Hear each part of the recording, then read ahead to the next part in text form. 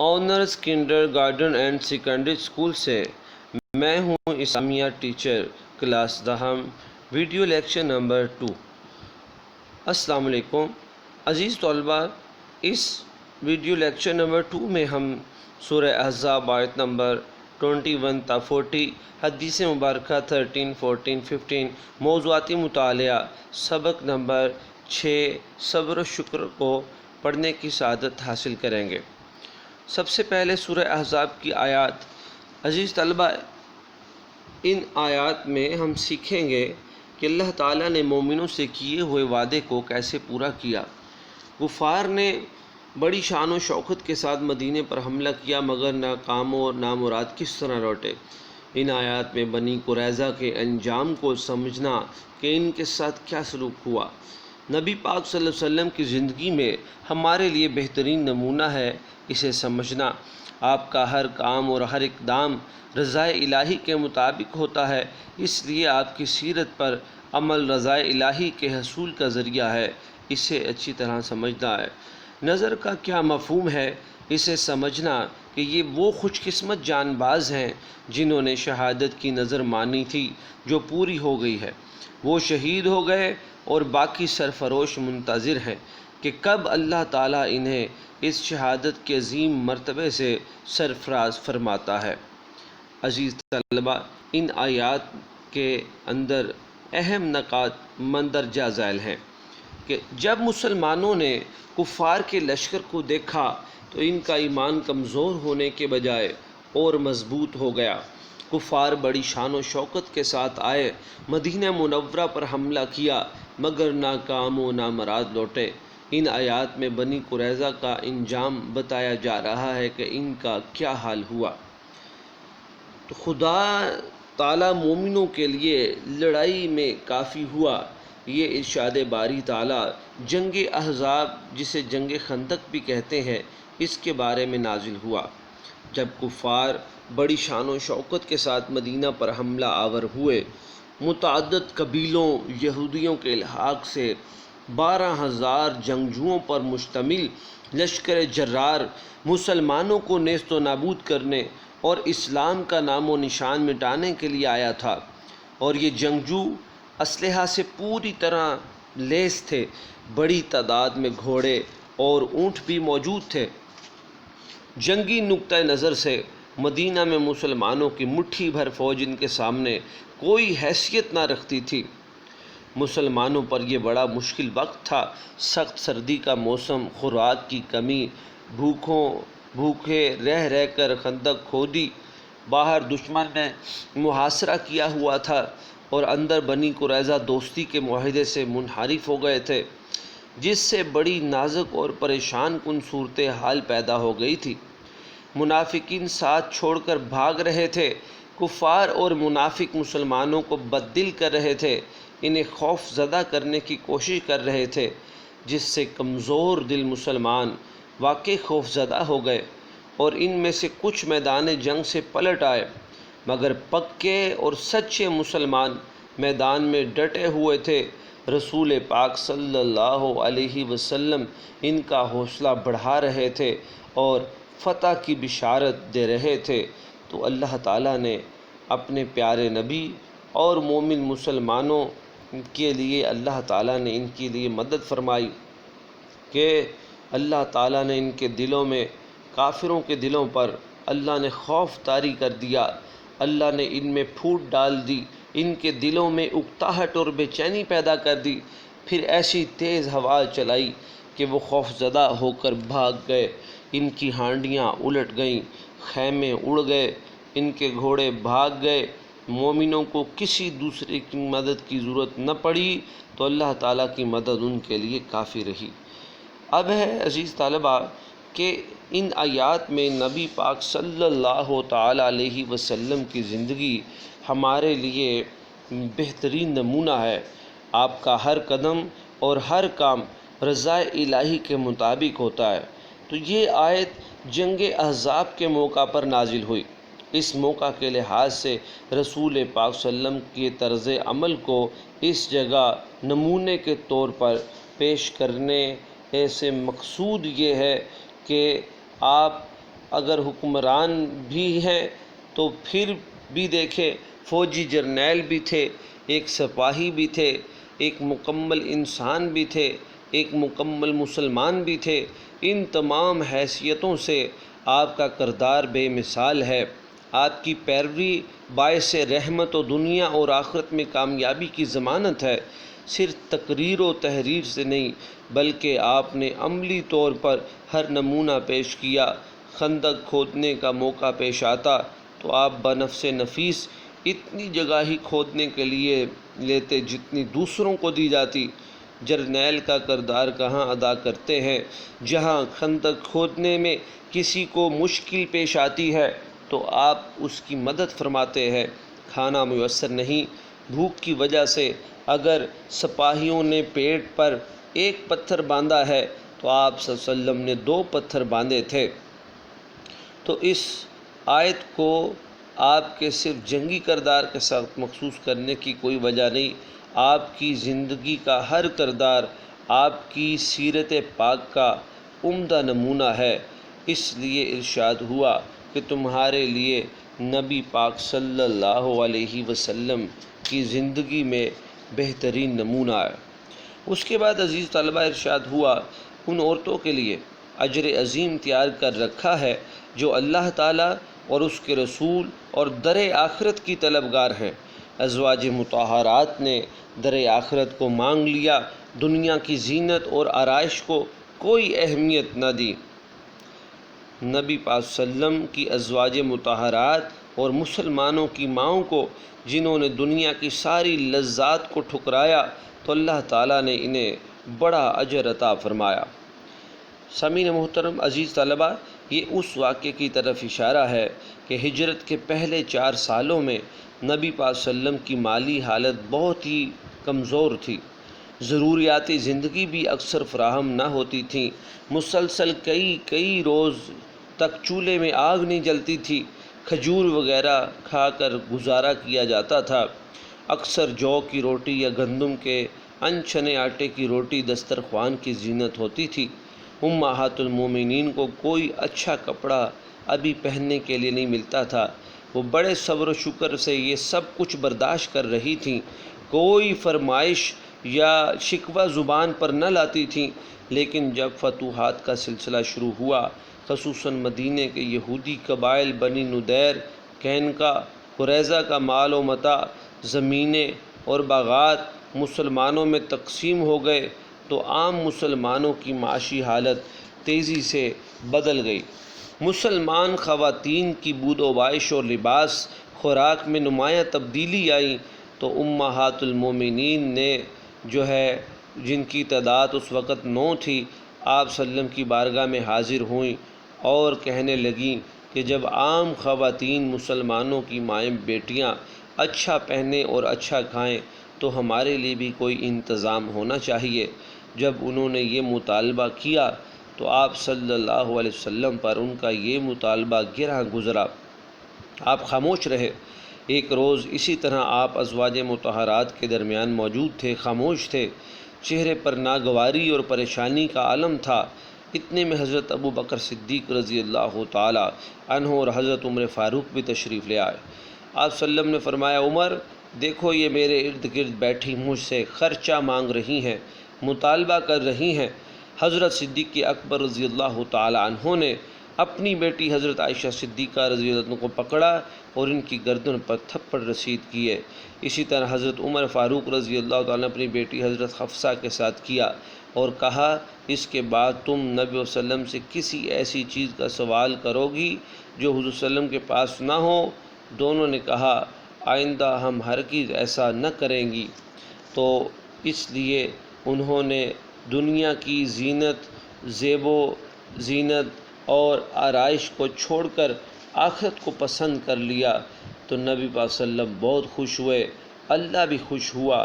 تو جن ازواج مطہرات نے اور مومن مسلمانوں کی ماؤں نے زندگی کی ساری لذتوں کو ٹھکرا دیا، فقر و فاقہ اور غربت اور درویشی کو پسند فرمایا، تو اللہ تعالیٰ نے انہیں بڑا اجر عطا فرمایا۔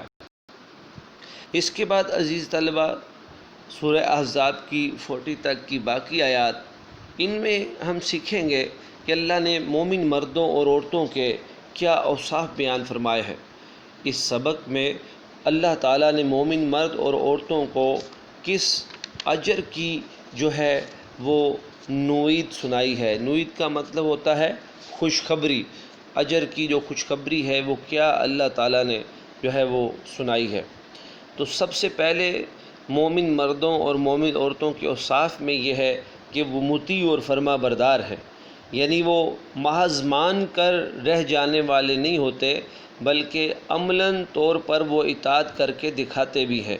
اس کے بعد فرمایا کہ یہ راست باز مرد اور عورتیں ہوتے ہیں، یعنی راست باز سے مراد یعنی اپنی گفتار میں بھی سچے ہیں، اپنے معاملات میں بھی کھرے ہیں، جھوٹ، فریب، بددیانتی اور دغا بازی ان کی زندگی میں نہیں پائے جاتے۔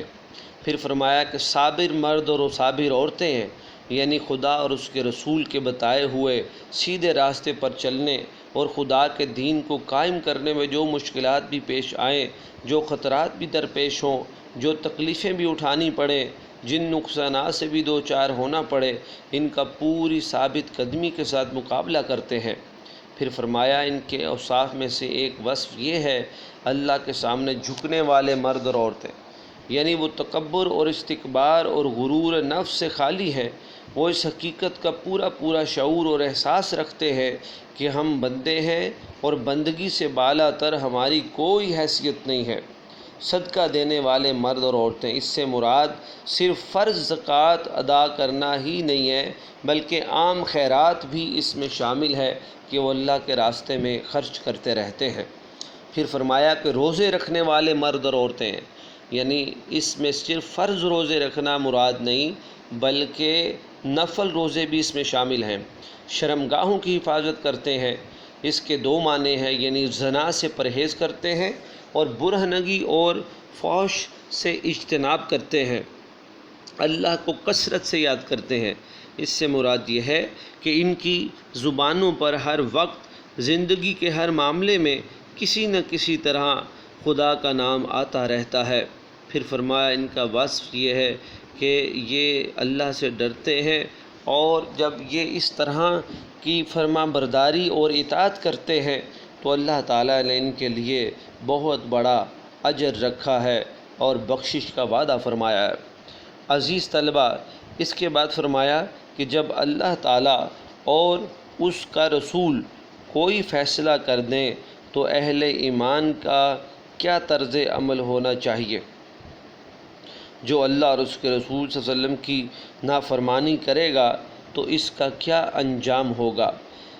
عزیز طلبہ، یہ اس واقعے کی طرف اشارہ ہے، اور یہ آیت اس وقت نازل ہوئی جب نبی پاک صلی اللہ علیہ وسلم نے اپنی پھوپھی جان کی بیٹی حضرت زینب بنت حنجش رضی اللہ تعالیٰ عنہ کا نکاح اپنے آزاد کردہ غلام حضرت زید رضی اللہ تعالیٰ عنہ کے ساتھ کرنے کے لیے پیغام بھیجا، تو ان کے بھائیوں نے رسول اللہ صلی اللہ علیہ وسلم کے بھیجے ہوئے اس پیغام کو قبول نہ کیا اور انکار کر دیا۔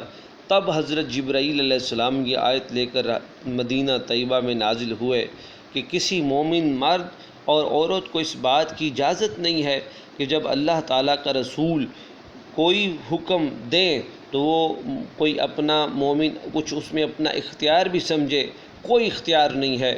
تو حضرت زینب رضی اللہ تعالیٰ عنہ کے بھائیوں نے فوراً نبی پاک صلی اللہ علیہ وسلم کے اس پیغام کو قبول کیا، رضامندی کے ساتھ اپنی بہن کا نکاح، یعنی حضرت زینب رضی اللہ تعالیٰ عنہ کے بھائیوں نے اپنی بہن حضرت زینب کا نکاح حضرت زید رضی اللہ تعالیٰ عنہ کے ساتھ خوشی کے ساتھ جو ہے وہ کر دیا۔ پھر فرمایا اللہ تعالیٰ نے حضرت زید کے بارے میں اللہ نے کیا ارشاد فرمایا۔ تو حضرت زید رضی اللہ تعالیٰ عنہ کی جب حضرت زینب رضی اللہ تعالیٰ عنہ کے ساتھ گزر و بسر نہ ہو سکا اور انہوں نے طلاق دینا چاہی، تو تب اللہ وحدہ لا شریک نے قرآن مجید فرقان حمید میں جو ہے وہ ارشاد فرمایا، ارشاد ہوا کہ جب تم اس شخص سے جس پر خدا نے احسان کیا، یعنی حضرت زید، اور تم نے بھی احسان کیا، یہ کہتے تھے کہ اپنی بیوی کو اپنے پاس رہنے دے، خدا سے ڈر، اور تم اپنے دل میں وہ بات پوشیدہ کرتے تھے جس کو خدا ظاہر کرنے والا تھا۔ اس بات سے مراد یہ ہے کہ عرب میں رواج تھا کہ منہ بولے بیٹوں کی بیوی سے نکاح کرنا حرام ہے، لیکن اللہ نے فرمایا کہ حضرت زید تمہارا منہ بولا بیٹا ہے، حقیقی نہیں ہے، لہٰذا حضرت زینب سے آپ نکاح فرمائیں۔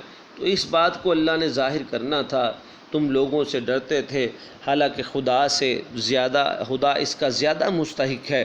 پھر فرمایا فلما قضا زید منہا وطرا، یہاں پر حضرت زید کا باقاعدہ نام آیا۔ پھر جب زید نے اس سے کوئی حاجت متعلق نہ رکھی، یعنی اس کو طلاق دے دی، تو ہم نے آپ سے اس کا نکاح کر دیا تاکہ مومنوں کے لیے ان کے منہ بولے بیٹوں کی بیویوں کے ساتھ نکاح کرنے کے بارے میں جب وہ ان سے اپنی حاجت متعلق نہ رکھیں، یعنی طلاق دے دیں، تو کوئی حرج نہیں ہے۔ تو یہ تھا عزیز طلبہ حضرت زید رضی اللہ تعالیٰ عنہ کے حوالے سے فرمان۔ عزیز طلبہ، ہم نے ان آیات میں اب ہم سیکھیں گے کہ مومن مردوں اور عورتوں کے اوصاف کیا بیان ہوئے، یہ ہم نے سمجھا۔ جو فیصلہ نبی پاک صلی اللہ علیہ وسلم فرما دیں کسی مومن مرد اور عورت کو اس معاملے میں اختیار نہیں، یہ سمجھا۔ حضرت زید رضی اللہ تعالیٰ عنہ کے بارے میں اللہ نے کیا خاص ارشاد یہ سمجھا۔ اب ہے کہ آپ صلی اللہ علیہ وسلم اللہ تعالیٰ کے آخری نبی ہیں اور آخری رسول ہیں، آپ کے بعد کوئی نبی رسول اور پیغمبر نہیں آئے گا۔ ارشاد ہوا ما کان محمد ابا احد من رجالکم ولکن رسول اللہ وخاتم النبیین وکان اللہ بکل شیء علیما۔ اللہ نے ارشاد فرمایا حضرت محمد صلی اللہ علیہ وسلم تم میں سے کسی کے باپ نہیں، بلکہ وہ تو اللہ تعالیٰ کے رسول اور خاتم النبیین ہیں۔ حدیث مبارکہ میں بھی آتا ہے کہ آپ صلی اللہ علیہ وسلم نے فرمایا میری اور مجھ سے پہلے گزرے ہوئے انبیاء کی مثال ایسی ہے جیسے ایک شخص نے عمارت بنائی، خوب حسین و جمیل بنائی، مگر ایک کونے میں ایک اینٹ کی جگہ چھوڑ دی۔ لوگ اس عمارت کے ارد گرد پھرتے اور اس کی خوبصورتی پر حیران ہوتے، مگر ساتھ ہی یہ بھی کہتے اس جگہ اینٹ کیوں نہ رکھی گئی، تو وہ اینٹ میں ہوں اور میں خاتم النبیین ہوں۔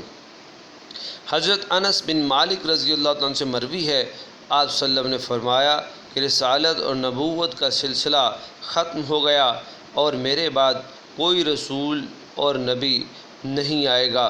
تو عزیز طلبہ، آیت مبارکہ اور حدیث مبارکہ سے معلوم ہوا آپ صلی اللہ علیہ وسلم اللہ کے آخری رسول ہیں، نبی ہیں، پیغمبر ہیں۔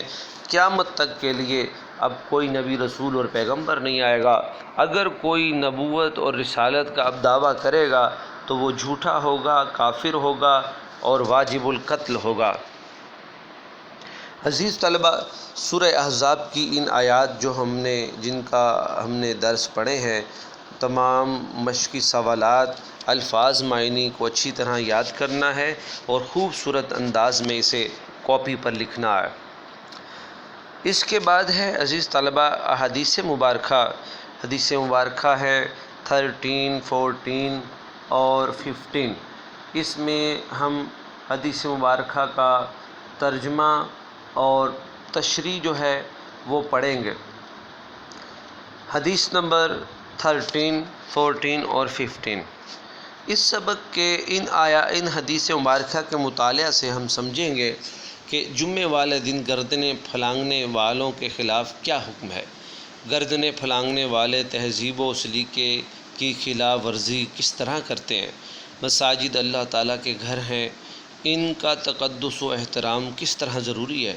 جب نماز کھڑی ہو جائے تو اس کے لیے دوڑ کر آنے سے منع فرمانے کی کیا حکمت ہے۔ عزیز طلبہ، ان احادیث میں اہم نکات یہ ہے کہ جمعے کے دن اپنے دوست کو خاموش کرانے کی بھی اجازت نہیں۔ جو چیزیں نماز میں حرام ہیں، مثلا کھانا پینا، سلام کرنا یا اس کا جواب دینا، خطبہ ہو رہا ہو تو حاضرین کے لیے کلام کرنا بھی جو ہے اس سے منع کیا گیا ہے اور حرام ہے۔ جو حدیث مبارکہ 13 کا ترجمہ سن لیں۔ جو شخص جمعے کے دن لوگوں کی گردنوں پر سے پھلانگ کر گیا، گویا اس نے جہنم کی طرف پل بنایا۔ اس حدیث مبارکہ میں آداب جمعہ، آداب مجلس، احترام انسانیت، تہذیب و سلیقہ اور نظم و ضبط کی طرف توجہ دلائی گئی ہے۔ معاشرت کی مدرجہ بالا تمام خوبیوں کے بارے میں ایک جامع تعلیم دینے کے لیے آداب نماز جمعہ کو موضوع بنایا گیا ہے۔ جب جمعے کا خطبہ ہو رہا ہو تو بعد میں آنے والے پہلے سے بیٹھے ہوئے لوگوں کی گردنوں کو پھلانگ کر آگے نہ جائیں، کیونکہ یہ بات آداب مجلس کے خلاف ہے اور پہلے سے بیٹھے ہوئے لوگوں کے احترام کے بھی خلاف ہے، نیز تہذیب و سلیقہ کی بھی منافی ہے۔ لہٰذا شائستگی کے ساتھ جہاں جگہ ملے وہیں بیٹھ جانا چاہیے۔ مساجد میں اور دینی محافل میں نظم و ضبط قائم رکھنا ضروری ہوتا ہے۔ کوئی ایسا فعل یا کلام جس سے مسجد کی حرمت پامال ہوتی ہو، اس سے اللہ تعالیٰ اور رسول پاک صلی اللہ علیہ وسلم نے منع فرمایا ہے۔ تکبیر اولیٰ یا رکعت دینے کے لیے بھاگنے سے منع کیا گیا ہے۔ یہ حدیث نمبر 14 کا حصہ ہے۔ حدیث نمبر 14 کا ترجمہ سماعت فرمائیں۔ عزیز طلبہ، ربی پاک صلی اللہ علیہ وسلم نے ارشاد فرمایا، جب نماز کھڑی ہو جائے تو اس کے لیے دوڑتے ہوئے نہ آؤ، بلکہ اطمینان اور وقار سے چلتے ہوئے آؤ۔ جو نماز تم پالو اسے ادا کر لو، اور جو تم سے رہ جائے اسے پورا کر لو۔ عزیز طلبہ، اس حدیث میں باجماعت نماز کے آداب کی طرف رہنمائی کی گئی ہے۔ وہ یہ کہ اول یعنی سب سے پہلے تو ہم باجماعت نماز ادا کرنے کے لیے وقت پر مسجد پہنچیں اور تکبیر اولیٰ میں شریک ہوں، اور بالفرض کسی مجبوری کی وجہ سے کوئی شخص تکبیر اولیٰ سے رہ جائے یا مسجد میں تاخیر سے پہنچے اور نماز ادا ہو رہی ہو تو بھاگتے دوڑتے جماعت میں شامل ہونے کی کوشش نہیں کرنی چاہیے، بلکہ ہر ممکن وقار اور اطمینان، سلیقہ اور شائستگی کے ساتھ آرام سے چل کر جماعت میں شامل ہو جانا چاہیے۔ جتنی رکعتیں مل جائیں اسے پڑھ لیں، جو رہ جائیں اسے پورا کر لیں۔ اس کے بعد عزیز طلبہ، حدیث نمبر 15 ترجمہ سماعت فرمائیں۔ جس نے ایمان اور اجر کی نیت سے رمضان کے روزے رکھے، اس کی راتوں میں قیام کیا، اس کے پہلے گناہ معاف کر دیے گئے۔ روزہ دین اسلام کا ایک اہم رکن ہے۔ اس مہینے میں انسان کے اندر دینی مزاج اور صبر و تقوی پیدا کرنے کے لیے مخصوص دینی فضا پیدا ہو جاتی ہے۔ اس ماہ کو نیکیوں کی فصل بہار قرار دیا جا سکتا ہے۔ رمضان کے پورے مہینے کے روزے فرض کر دیے گئے ہیں۔ اب جو کوئی ایمان کے نیت اور ثواب کی نیت کے ساتھ روزے رکھے گا، اس ماہ مبارک کی راتوں میں قیام کرے گا، تو اللہ تعالیٰ اس کے پچھلے گناہ معاف کر دے گا۔ عزیز طلبہ، حدیث نمبر 13، 14، 15 کو اچھی طرح یاد کرنا ہے اور خوبصورت لکھائی کے ساتھ اسے کاپی پر لکھنا ہے۔ اگر کوئی بات سمجھ نہیں آئی تو آپ مجھ سے دوبارہ پوچھ سکتے ہیں۔ اس کے بعد ہے عزیز طلبہ موضوعاتی مطالعہ، سبق نمبر 6، صبر و شکر۔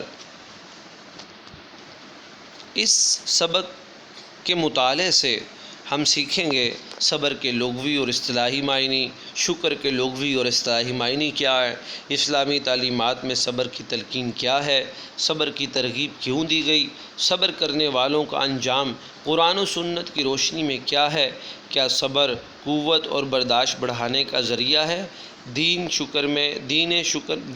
شکر میں کس طرح شامل ہے، شکر کے ثمرات اور فوائد کیا ہے۔ عزیز طلبہ، اس سبق کے اندر اہم نکات مدرجہ ذیل ہیں کہ بنیادی طور پر اسلامی تعلیمات قرآن مجید اور حدیث نبی صلی اللہ علیہ وسلم پر مبنی ہے۔ اسلامی تعلیمات کے ان دونوں مصادر یعنی قرآن مجید اور حدیث مبارکہ، یہ مراد ہے، دونوں مصادر میں متعدد بار بار بار صبر کی تلقین کی گئی ہے۔ انسانی کردار میں صبر کو ایک خاص مقام حاصل ہے۔ قرآن مجید کے فرمان کے مطابق صبر کی ایک بڑی فضیلت تو یہ ہے کہ صابر کو اللہ اپنے ساتھ ہونے کا وعدہ دیتا ہے۔ تو عزیز طلبہ، صبر کے لغوی معنی ہیں رکنا اور برداشت کرنا، اور اس کا اصطلاحی مفہوم یہ ہے کہ ناخوشگوار حالات میں اپنے نفس پر قابو رکھنا ہے، گھبرانے کے بجائے ثابت قدمی اختیار کی جائے، یعنی پریشانی، تکلیف اور صدمے کی حالت میں پامردگی، ثابت قدمی اور ہمت قائم رکھتے ہوئے اپنے رب پر بھروسہ کیا جائے۔ صبر و شکر ایک مسلمان کے ایسے اوصاف ہیں جو ایمان کے کامل ہونے کی دلیل ہیں۔ ان کے ذریعے انسان رنج و راحت اور خوشحالی اور تنگ دستی میں ایسا طرز عمل اختیار کرتا ہے جو ایمان کے مطابق ہوتا ہے۔ مسلمانوں کی اجتماعی زندگی میں صبر کے مفید نتائج سامنے آتے ہیں۔ قوموں پر جب کوئی مصیبت یا برا وقت آ جائے تو اس کا مقابلہ صرف ہمت اور صبر سے ہی کیا جا سکتا ہے۔ صبر کے متعلق متعدد یعنی بہت ساری جگہ پر اللہ تعالیٰ نے قرآن پاک میں ارشاد فرمایا، ان اللہ مع الصابرین، بے شک اللہ صبر کرنے والوں کے ساتھ ہے۔ پھر فرمایا قرآن پاک میں اللہ تعالیٰ نے کہ حضرت ایوب علیہ السلام کو صبر کرنے کا حکم دیا، فرمایا فاصبر لحکم ربک، پس اپنے رب کے حکم سے صبر کیجئے۔ حضرت ایوب علیہ السلام نے صبر کا اعلیٰ مظاہرہ کیا۔ عزیز طلبہ، حضرت ایوب علیہ السلام کو اللہ نے ان کے صبر و استقامت کی بنا پر نعم العبد یعنی بہت اچھا بندہ اللہ نے قرار دیا۔ اللہ تعالیٰ نے ارشاد فرمایا وَبَشِّرِ الصَّابِرِينَ، صبر کرنے والوں کو خوشخبری سنا دیجیے۔ اس کے بعد ہے عزیز طلبہ شکر، فراخی اور فراوانی انہی لوگوں کا مقدر دی گئی ہے جو شکر کرتے ہیں۔ شکر کے لغوی معنی ہے کسی کے احسان اور عنایات پر اس کی تعریف کرنا، اس کا شکریہ ادا کرنا، اس کا احسان ماننا اور زبان سے اس کا کھل کر اظہار کرنا۔ ان عنایات و احسانات کے اعتراف کے حوالے سے اللہ تعالیٰ کی ذات سب سے زیادہ شکر کی مستحق ہے، جس کا مطلب یہ ہے اللہ تعالیٰ کی تعریف کی جائے، اس کی عنایات کا اعتراف کیا جائے، اس کے احسانات پر سجدہ شکر بجا لایا جائے۔ شکر کرنے کے 3 طریقے ہیں۔ پہلا طریقہ ہے زبان سے کلمات تشکر ادا کرنا، یعنی زبان سے لفظ بولنا اور اللہ کا شکر ادا کرنا۔ دوسرا ہے دل میں اللہ تعالیٰ کی عظمت اور اپنی اطاعت اور بندگی کا احساس، یعنی دل میں اللہ تعالیٰ کی عظمت اور اطاعت کو اپنانا، اپنے عمل سے اللہ کے حکام کی بجا آوری اور اپنے آپ کو اللہ کے سپرد کر دینا۔ تو قرآن کریم میں شکر کے متعلق بہت تاکید کی گئی۔ فراخی اور فراوانی انہی لوگوں کا مقدر قرار دی گئی ہے جو شکر گزاری کا مظاہرہ کرتے ہیں۔ اللہ تعالیٰ نے فرمایا لَإِن شَكَرْتُمْ لَأَزِيدَنَّكُمْ، اگر شکر ادا کرو گے تو تمہیں اور زیادہ دیا جائے گا۔ عزیز طلباء، ہمیں چاہیے کہ اگر کوئی تکلیف یا مصیبت آ جائے تو اللہ کی رضا کی خاطر صبر و استقامت کا مظاہرہ کریں، اللہ تعالیٰ کی عطا کردہ نعمتوں کا شکر ادا کریں۔ اس میں دین اور دنیا دونوں کی کامیابی ہے۔ اللہ تعالیٰ ہمیں اچھی طرح پڑھنے، سمجھنے اور اس پر عمل کرنے کی توفیق عطا فرمائے، آمین۔ عزیز طلباء، صبر و شکر کے تمام مشقی سوالات لانگ ہیں، اچھی طرح یاد کر کے کاپی پر لکھنے ہیں۔ شارٹ اس میں سے خود ہی آ جائیں گے جب آپ لانگ یاد کریں گے۔ اللہ تعالیٰ آپ کا حامی و ناصر ہو۔ السلام علیکم ورحمۃ اللہ۔